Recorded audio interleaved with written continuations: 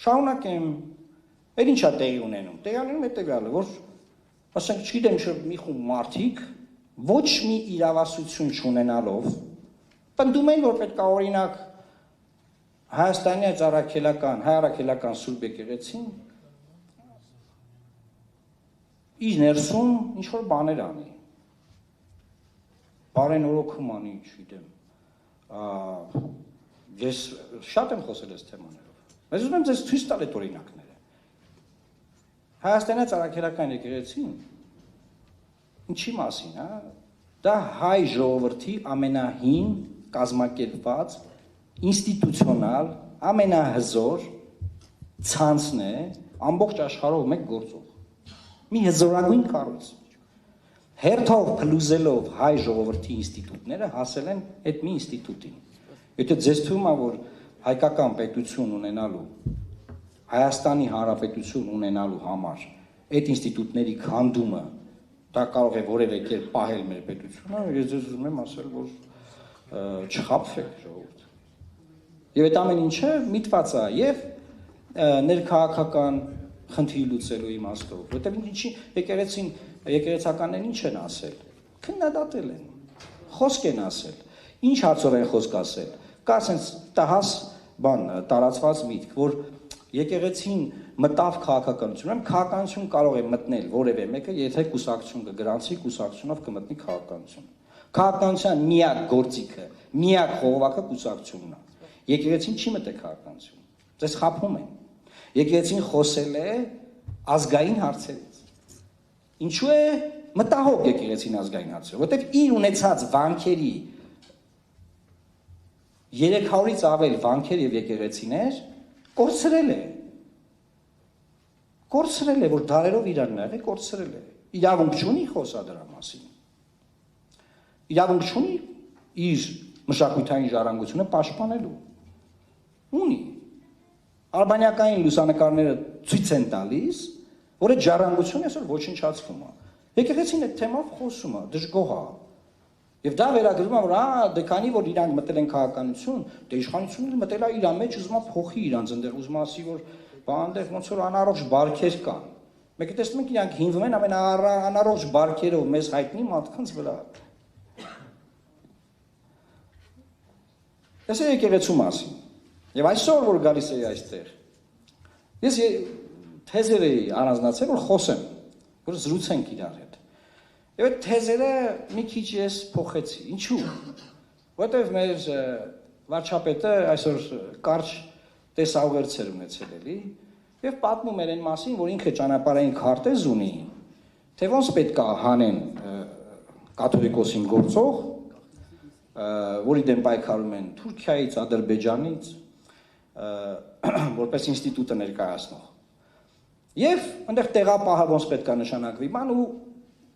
ուշադրություն դարձրեցի ինչի վրա, ասում եմ ես Արտադրության նախարարության պետական ռեգիստրի գրանցված կանոնադրությունն եմ կարդում, սենց բան են գրել, չեն արել, դուք պատկերացնում եք ինչ է կատարվում, գրել են, չեն արել, գրանցված թուղթ է, եւ հետեւաբար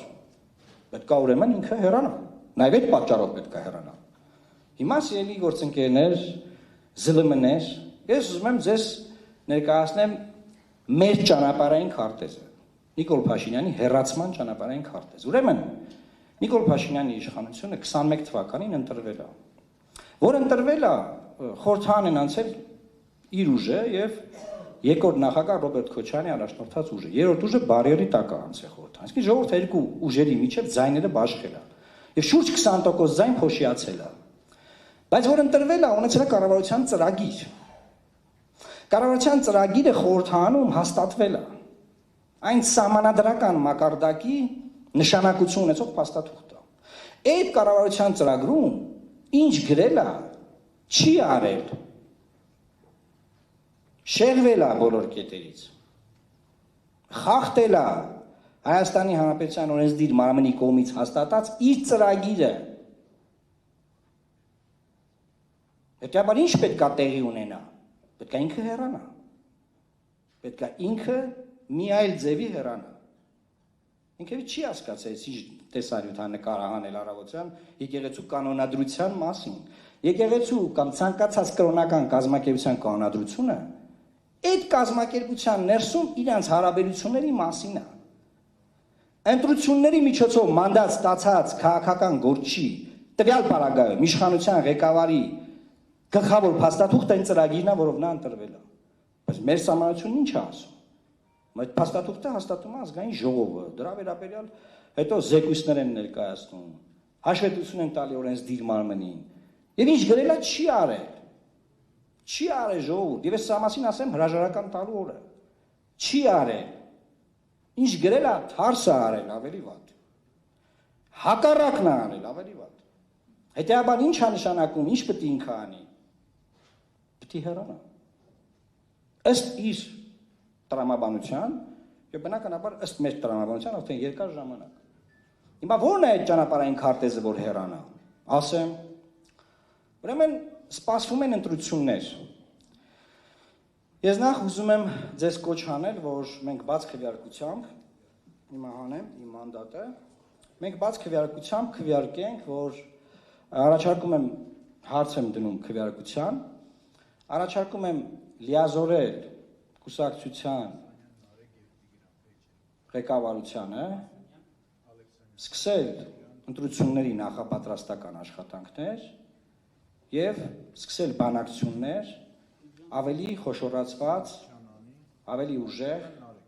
բևեռներով հանդես գալու վերաբերյալ, սրա մասին երկար ժամանակ խոսում ենք, ընտրություններին մասնակցելու։ Եթե դուք լիազորեք հիմա, մենք այս համագումարից հետո սկսելու ենք այդ աշխատանքները։ Առաջարկիս ով է կողմ, խնդրում եմ քվեարկել։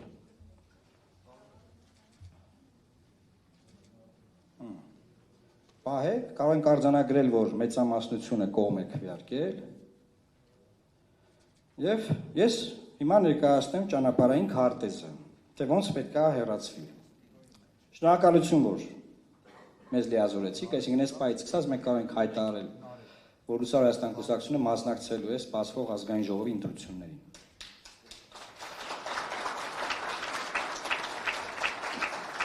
Շնորհակալ եմ։ Ինչպես է մասնակցելու։ Մենք երկար ժամանակ է բացատրում ենք, պարզաբանում ենք, օրինակներ ենք բերում, որ գործող իշխանությունը ինչքան էլ իրան վստահ պահի եւ պահում է վստահ։ Այդպես վստահություն կար, մենք ենք ավելի շատ ձայն ենք տանելու։ Եվ այդ վստահությունն ինչի համար է, որ ամեն մի քննիչ, ամեն մի դատավոր, ամեն մի պաշտոնյա իր որոշումը կայացնելիս իր մտքում մտածի, որ իրանք վերընտրվելու են եւ վախենա, այս մեկ։ Այն որոշումները, որ այսօր կայացվում են։ Որտեվ arczepiskopos կալանավորելը կամ 2 տարի դատելը տենց հեշտ գործ չի ժողովուրդ։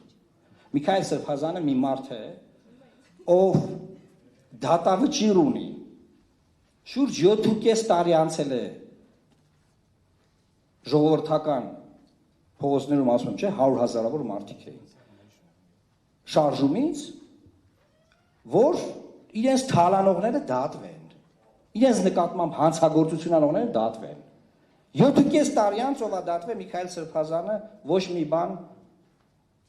քրեորեն արգելված որևէ բան չանելու համար։ Ով է կալանքի տակ Սամվել Կարապետյանը, Էլի Սրբազաններ ոչ մի քրեական օրենսգրքով արգելված արարք չեն արել այդ մարդիկ։ Ապօրինի գտնվում են բանտարկված։ Այսինքն թալանչիները են գողավազակները ում անունները տալով, գորգորալով եկան իշխանության, այդ մարդիկ կյանքը վայելում են, բացարձակապես ուրիշ մարդիկ անմեղ գտնում են բանտերում։ Հետ գալով վստահությանը։ Ինչու են իրանք իրանց վստահ պահում, որ մարդիկ վախենան, որ մարդիկ մտածեն, որ աննար է իշխանությունը փոխել, հետեւաբար իմաստ չունի գնանք ընտրության։ Այսինքն առաջին ուղերձը հետեւյալն է, որ բոլոր տեղամասերում, որտեղ 50 գումարած 1 մասնակցություն ա լինում, իշխանությունը պարտվում է այդ ընտրությունը։ Իմացեք ժողովուրդ, որ տեղամաս 50%-ից ավել մասնակից մտավ, կապ չունի ում ընտրել։ Իշխանությունը պարտվում է։ Հաջորդ մեխանիզմ, այսինքն պետք է ամեն ինչ անենք համաժողովրդական մասնակցությունների ընտրություններին։ Հաջորդ մեխանիզմը ընդդիմադիր ուժերը պետք է մի կողմ դնեն այն 21 թվականի իրենց այն մոտեցումները, որոնք կային։ Մենք 21 թվականին փորձել ենք խոշորացման քայլեր անել, մի 3-4 ուժի հանդիպեցինք, յուրաքանչյուրը 20-25% ձայն ուներ։ Գտնում էր, որ իմաստ չունի, որ խոշորանա։ Մենք գիտենք որ իմաստ ունի, բայց իրանք ասում են մենք մի 20% ձայն ունենք, իմաստ չունի։ Եվ վերջում շուրջ 20% ձայն փոշիացավ։ Խորհրդարան անցել երկու ուժ, երրորդ ուժը կրկնում են բարիերի տակ է մնացել։ Որպեսզի նույն սխալը չկրկնվի, սիրելի հայրենակիցներ, հարգարժան գործընկերներ, մենք գտնում ենք, որ իշխանությունը իր ամբողջ արած ասֆալտներով, դպրոցաշինությամբ, մանկապարտեզաշինությամբ, խաղաղության վերաբերյալ միֆական խոսակցություններից, միջանցք տալով, որի դիմաց 5 տարվա նորաթոռ են ուզում ստանան, այս բոլոր բաների դիմաց մաքսիմում ունի 40% ձայն, էդ էլ են դեպքում, եթե մասնակցությունը ցածր է, եթե շատ ցածր է, այդ 40%-ը աճում է, եթե շատ բարձր է, այդ 40%-ը նվազում է, հասկանում եք ինչ եմ ասում, մասնակցությունն եմ դեռ ասում, հետեւաբար հակառակ կողմում, ովքեր չեն ուզում, որ այս իշխանությունը մնա, որը խախտել է իր ծրագիրը խախտել է, հասկանում եք, իր ծրագիրը, որը խորհրդարան հաստատել է, խախտել է, այդ իշխանությունը փոխելու համար շուրջ 60% հակառակ քվեարկող մարդ կա։ Բա ո՞նց արնեն, որ իրանք տենց վստահ են, որ ուզում են մնան, ո՞նց պիտի մնան։ 60% իրանց դեմ է, եւ ավել, եթե մասնակցության թիվը աճում է, էլ եմ ասում։ Հետեւաբար ընդդիմադիր դաշտում պետք է ձևավորվեն խոշոր բևեռներ։ Խոշոր բևեռներ։ Եվ ընդդիմադիր դաշտը պետք է հանդես գա խոշոր բևեռներով։ Որքան խոշոր, այնքան լավ։ Որքան խոշոր, այնքան վախենալու, որ չկարողանան չգրանցել։ Դե հիմա նաև քննարկում են չգրանցել տարբեր ուժերի։ Սա է բանաձևը, սա է մեր ճանապարհային քարտեզը, այդ խոշոր ուժերի մասնակցությամբ իշխանությունը ընտրությունների օրը պարտվում է։ Որ պարտվում է, խոշոր ուժերը հավաքվում են եւ ձևավորում են մի կառավարություն, որը ներկայացված կլինի այդ խոշոր ուժերից բաղկացած տարբեր առողջ միտք, հոգի, կամք, հայկական ինքնությունը պաշտպանող, բայց պրոֆեսիոնալ մասնագետների ձևավորված կառավարություն։ Եվ Հայաստանի Հանրապետության կործանման, արևմտյան ադրբեջանացման այդ արշավը այդ օրը կանգ առնում։ Սա շատ ախր կարող մեկն ասի, բայց այդ մտածում եմ այդ բարդ բան պետք է ասի։ Չէ, ահա որ իմասեք, ամենաբարդ հարցերի պատասխանները ամենապարզն են։ Ահա որ պարզ է։ Շատ հեշտ է դա անել։ Շատ պարզ։ Մնում է խելք, իմաստնություն, պարոն Խաչատրյանը խոսեց էգոյի մասին, այդ էգոն մի կողմ դնելու եւ այդ իմաստով մենք միշտ էլ ասել ենք։ Մենք ժամանակին, որ դաշինք էինք ձևավորում, հիշում եք ելք դաշինքի ձևավորման ժամանակ, մենք ասում ենք, մենք պատրաստ ենք լինել եւ առաջինը եւ վերջինը։ Այնպես ստացվեց, որ քվեարկությամբ ցուցակում առաջինը եղանք, բայց պատրաստ ենք լինել ցուցակի վերջերում էլ։ Հանուն ավելի բարձր, ավելի մեծ գաղափարներ։ Դեպաբար բոլորը պետք է իրենց ունեցած այդ էգոն դնեն մի կողմ եւ 2026 թվականին կանգնեցնեն այս շղթան։ Եթե 26 թվականին այդ շղթան չի կանգնում, ի՞նչ է լինում։ Մարդը պետք է այդ հարցը տա, այդ հարցին պատասխանի։ Դիտենք չի գնում ընտրության, անտարբեր է, չի ուզում ոչ մի բան անի, կամ չի հավատում իր ուժերին։ 5 տարին մեկ կառավարման իրավունք է ստանում, չի ուզում այդ իրավունքը օգտագործի, չի դեմ ինչի։ Կամ գիտեմ ինչի, ասեցի արդեն։ Ինչա տեղի ունենալու։ Հայաստանի Հանրապետության ռազմավարական ճանապարհները կորցնելու են։ Դրա մասին խոսում ենք շատ։ Հայաստանի Հանրապետության ազգային ինստիտուտների քանդումն ու վերացումը շարունակվելու է։ Հայաստանի Հանրապետությունը դարձնելու են թշնամի երկրներից եւ նրանց կամքից բխող, նրանց կամքով շարժվող մի հատ սուբյեկտի։ Մեր զինանշանն էլ են փոխելու, որտեղ Արադ լեռը պետք է հանեն այդ զինանշանի վրայից։ Մեզ տանել են սահմանադրական հանրաքվեի, որտեղ մեզ ասելու են Արեգեն ինչ որ ասում է Ալիևը, այդ որ ասում եմ որ ժամանակին տազյոտվին ասում են մենք կասենք դուք ինչ կանեք, այդ ժամանակ դուք կտեսնեք։ Այդ քայլերն է։ Եթե ուզում ենք մենք դա կանգնացնենք, միակ ճանապարհը դա խաղաղ, հանգիստ, մեկ քվեարկությունը տևում է մոտավորապես 30 վայրկյան։ 30 վայրկյան։ Դրանից ոչ մի բան չեն ուզելու, ժողովրդից ոչ մի բան չեն ուզելու քաղաքական ուժերը։ Գնալ ընտրական տեղամաս 30 վայրկյանում կատարել 5 տարին մեկ երկրի կառավարմանը քո մասնակցելու գործը, քո իրավունքը իրացնել։ Սրա մասին է այս ամբողջ խոսակցությունը։ Դե չէ հիմա կարամ նորից պատմեմ, թե ինչ է կատարվում, որ Թալանի դեմ պայքարողներն իրանք են դառնում թալանչի, կոռումպացված, ամեն օր մամուլում սկանդալներ, ամեն օր նյութեր, բանտերում մարդիկ մահանում են տասնյակ, արդեն 23-րդ մահն է արձանագրվել։ Անդադար, ոչ մի ոլորտ չկա, որ այդ ոլորտում դուք մտածում եք ինչ-որ բան է, լավ է։ Ասֆալտեն արել, վստահեցնում եմ ձեզ 3 անգամ ավել կարելի է ասֆալտ անել։ Այդքան փող կա։ Բայց այդ փողն ինչ է արվում, անարդյունավետ ծախսվում է, տարբեր ռիսկային պրոցեսներով անցնում։ Չեմ ուզում այս թեմաներով խոսել, որովհետև սրա մասին անդադար տարբեր հարցազրույցներում խոսում ենք։ Եվ այս ճանապարհային քարտեզը ներկայացնելով, նաև ձեր կողմից լիազորվելով, ուզում եմ եւս մեկ անգամ շնորհավորել բոլորիս մեր 10-րդ տարեդարձի առիթով եւ պնդել, որ ելի ես տեսնում եմ վառվող աչքեր դալիճում, ելի ես տեսնում եմ այդ էներգիան, ես զգում եմ այդ էներգիան, այդ энտուզիազմը, որ մարդիկ ուզում են փոփոխություններ։ Եվ ես վստահեցնում եմ, այդ փոփոխությունները գալու են։ Աստված պահապան Հայաստանի Հանրապետությանը։